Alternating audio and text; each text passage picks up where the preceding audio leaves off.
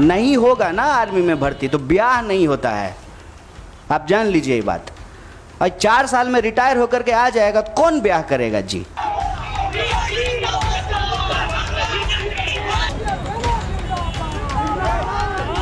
प्रधानमंत्री जी खुद को समझते हैं डॉक्टर डैंग और हम लोगों को समझते हैं पिंजरे में बंद चूहा। तो जब मन करे तब जो है ना इंजेक्शन लगाना शुरू कर देते हैं, टेस्ट करते हैं कि कितना उछला।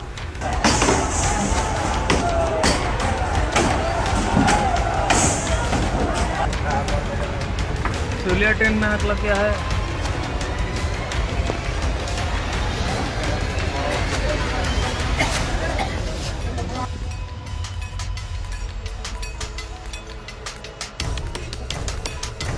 हमको लगता है कि सेना का, देश के सर्वोच्च सम्मान का, ये मार्केटिंग करने का चीज़ नहीं है।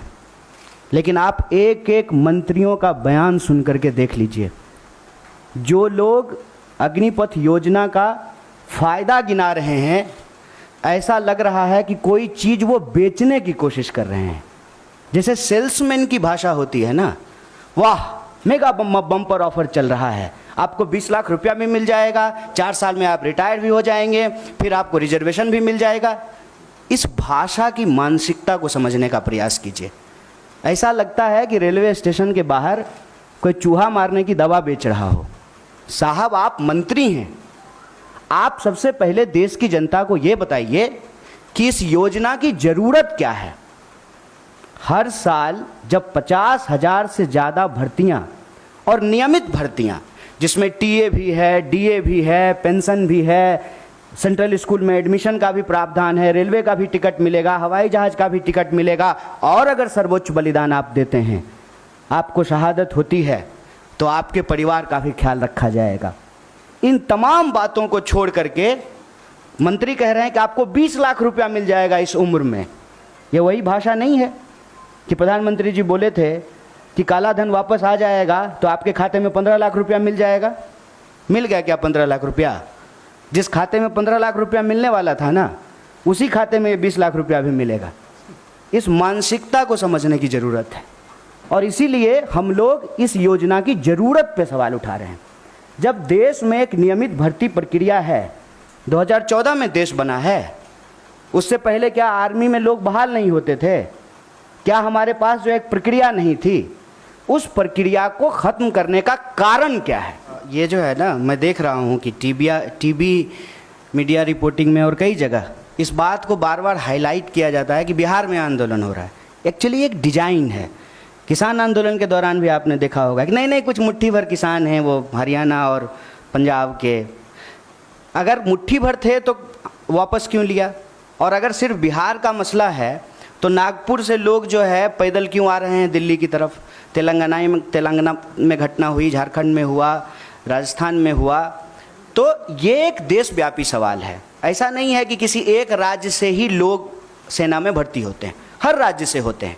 बिहार का जहाँ तक मसला है, मैंने आपको कहा कि राष्ट्रीय बेरोजगारी दर से बिहार की बेरोजगारी दर दोगुनी है और वहाँ पे काम के लिए विस्थापन करना, दूसरे राज्यों में काम करना, ये दशकों से ये समस्या चली आ रही है। मैं मौजूदा सरकार को जिम्मेवार नहीं ठहरा रहा। इसकी वजह से क्या हुआ है कि जो एक आखिरी उम्मीद कहते हैं नौजवानों का कि हमको सर्वोच्च बलिदान देने का मौका मिलेगा, सेना में सेवा करने का मौका मिलेगा, और बहुत कुछ निर्भर करता है साहब। मैं बहुत सारी चीज़ें बोलना नहीं चाहता हूँ।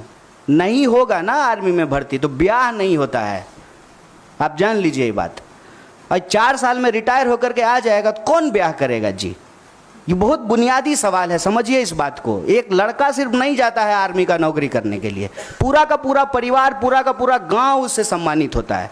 अगर ऐसा नहीं होता तो क्यों शहीदों का जो है गेट बनाया जाता है? ये हमारा एक व्यक्तिगत पेन है साहब, इसीलिए हम लोगों को दुख हो रहा है। और ऐसा नहीं है कि हम इस सवाल पे निकले हैं।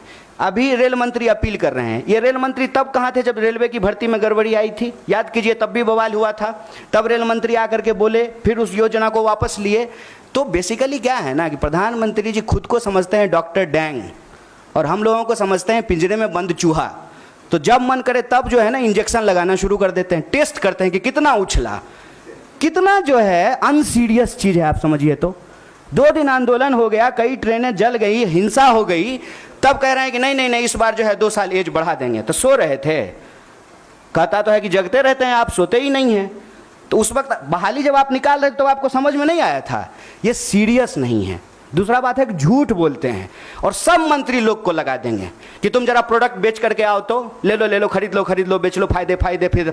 अरे क्या मानसिकता है ये? आप देश चला रहे हैं ना, देश की वस्तु स्थिति बताइए।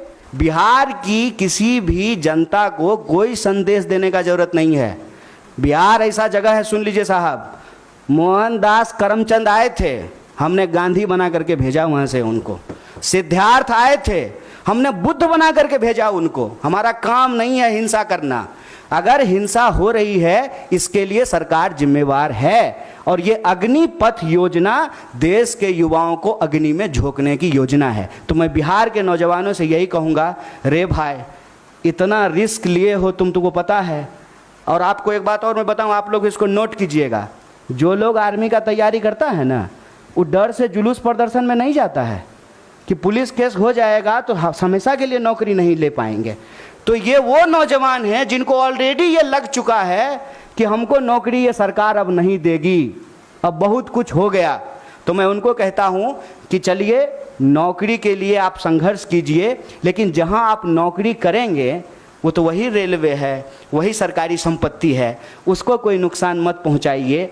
और सत्याग्रह के रास्ते पे चल कर के ही, सत्य और अहिंसा के रास्ते पे चल कर के ही कोई आंदोलन जीता जा सकता है।